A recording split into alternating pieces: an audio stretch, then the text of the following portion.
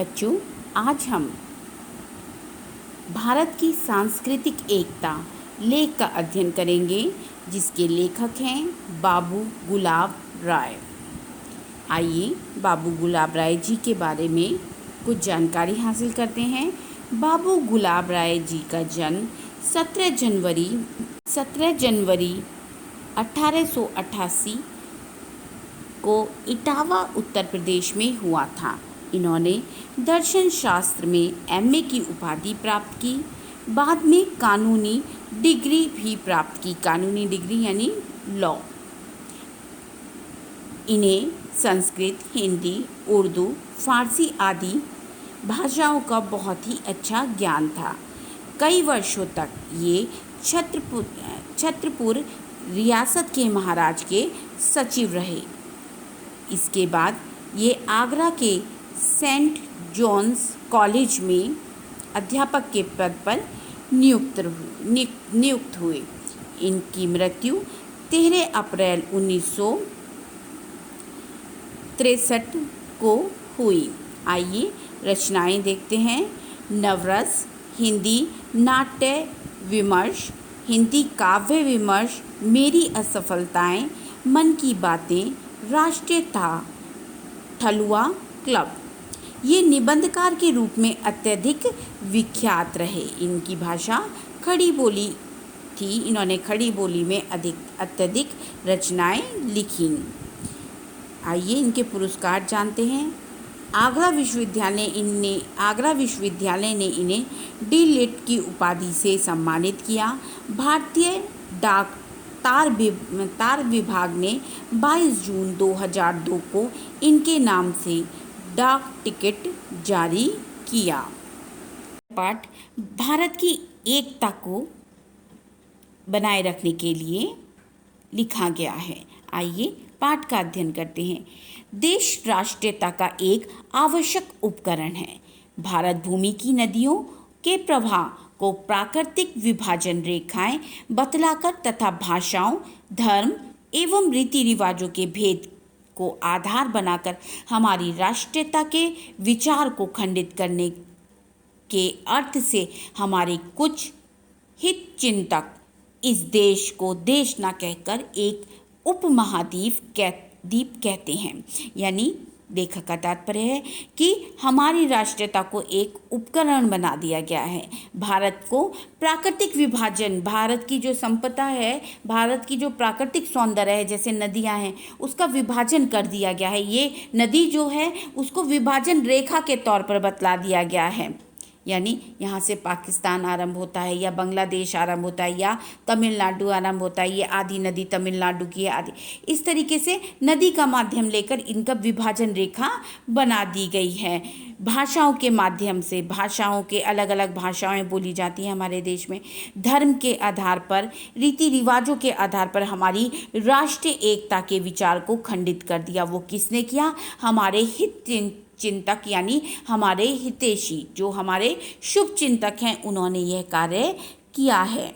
हमारी राष्ट्रीयता को चुनौती देने के लिए निमित्त उत्तर दक्षिण, अवर्ण सवर्ण, हिंदू मुस्लिम सिख ईसाई जैन के भेद खड़े करके हमारे संगठित इकाई को क्षति पहुंचाई गई। यानी माध्यम क्या चुना, क्या कारण बनाया? उत्तर दक्षिण को का भेद कर दिया, अवर्ण और सवर्ण का भेद कर दिया, ऊंची जाति और नीची जाति को विभाजित कर कर हमारी एकता को खंडित करने का प्रयास किया। भाषा का बवंडर उठाया गया, यानी भाषा का माध्यम उठाया गया, भाषा का मुद्दा उठाया गया, ताकि आपसी झगड़े और भेदभाव से हमारी शक्ति का क्षय हो, यानी हमारी शक्ति कम हो जाए, खत्म हो जाए, हमारी एकता की शक्ति खत्म हो जाए। इसीलिए भाषा का बवंडर उठाया गया। अलग अलग भाषाएं बोली जाती हैं, अलग अलग कि हम साउथ इंडियन हैं, हम इस तरीके से विभाजित कर दिया गया। भेदभाव से, जातीय भेदभाव को बढ़ाया गया। इसका मुख्य कारण किसको फ़ायदा हुआ? विदेशी शासकों का राज्य अटल बन गया। यानी जो ये माध्यम देकर कि भाषा के माध्यम से, भेदभाव के माध्यम से हम आपस में लड़ते रहे और विदेशी शासक हम पर राज करते रहे। पहले तो प्राय सभी देशों में जाति, भाषा और धर्मागत भेद हैं। संयुक्त राज्य अमेरिका में भी कई जातियां हैं। यहाँ भाषाएं भी कई बोली जाती हैं, किंतु एक केंद्रीय भाषा ने सबको मिलाए हुए है। यानी यही नहीं, संयुक्त राज्य अमेरिका में भी कई जातियां हैं, कई भाषाएं बोली जाती हैं, लेकिन एक भाषा है जिसने उन सब जातियों को उन सब भाषाओं के ऊपर रखी जाती है। ठीक, स्विट्जरलैंड में जर्मन, फारसी, इतालवी 3 भाषाएं बोली जाती हैं, फिर भी वह एक सुसंगठित राष्ट्र है। इंग्लैंड, ऑस्ट्रेलिया एक भाषी होते हुए भी भिन्न भिन्न राष्ट्र हैं। जिस देश में भेद नहीं, उसकी इकाई शून्य या गणित शास्त्र की इकाई की भांति दरिद्र इकाई है। संपन्नता भेदों में ही है, किंतु भेद इतने भी नहीं होने चाहिए कि उनमें सामंजस्य ना रहे। यानी यहाँ लेखक का कहने का तात्पर्य है कि ये जो देश हैं, इंग्लैंड, संयुक्त राज्य अमेरिका, ये जो जितने भी देश हैं स्विट्ज़रलैंड, इन सब में अनेक भाषाएं बोली जाती हैं, लेकिन एक भाषा को प्रमुखता दी जाती है, वही उनकी राष्ट्रीय भाषा है और वही सबको जोड़े हुए हैं। जिस देश में भेद नहीं होता, अलग अलग जातियों के लोग नहीं होते, अलग अलग भाषाएं नहीं बोली जाती, वो देश शून्य के समान होता है, यानी 0 के समान होता है। भेद संपन्नता लाते हैं, यानी भेद होते हैं जब जाति, अलग अलग जाति के लोग रहते हैं, अलग अलग भाषाओं को बोलने वाले लोग होते हैं, उस देश में संपन्नता होती है। लेकिन भेद इतने भी नहीं होने चाहिए, यानी आपस में इतना भी मतभेद या इतने भी भेद नहीं होने चाहिए, चाहे वो जाति को लेकर हो, भाषा को लेकर हो, कि उनमें संतुलन ही ना हो, उनके आपसी झगड़े होते रहें।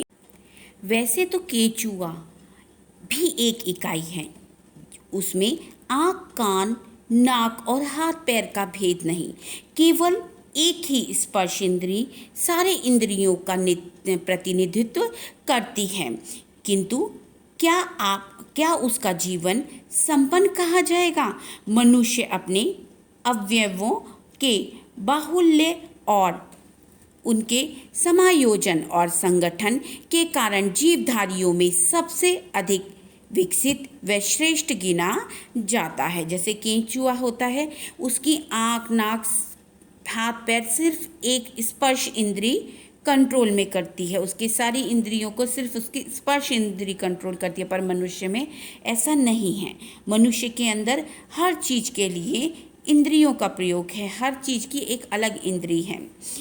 भेदों के अस्तित्व से इनकार करना मूर्खता होगी कि हम कहें कि भारत में भेद नहीं है, भेद हैं, और उसकी उपेक्षा करना अपने को धोखा देना होगा। हम आँख मींच लें कि हमारे देश में अलग अलग जाति के, अलग अलग भाषाओं के लोग नहीं रहते, तो यह गलत होगा। हमारे समाज में भेद और अभेद दोनों हैं।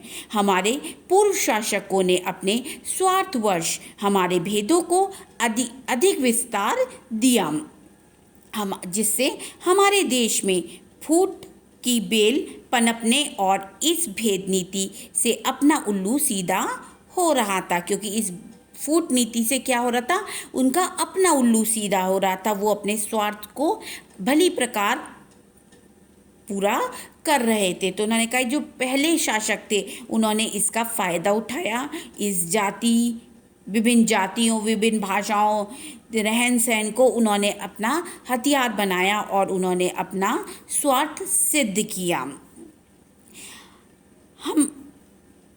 उनको नगण्य समझा गया,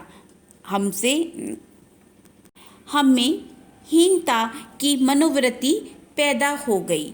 देश की नदियाँ, जिसको विभाजन रेखा कहा जाता है, हमारी भूमि को उर्वरा शस्य श्यामला बनाती हैं।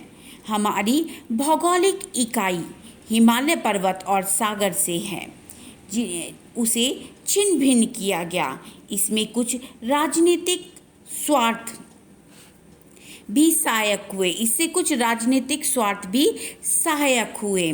प्राचीन काल में राष्ट्रीयता की धारा अबंधित तो नहीं रही, आंतरिक द्वेष कभी कभी प्रबल हो उठते हैं, किंतु भारतवासी एक छत्र सार्वभौम राज्य से अपरिचित ना थे। यानी एक छत्र राज्य, एकता से बंधा राज्य, इसको सभी भारतवासी जानते थे। राज सूर्य, अश्वमेध आदि यज्ञ ऐसे ही राज्य की स्थापना के ध्येय से किए जाते थे।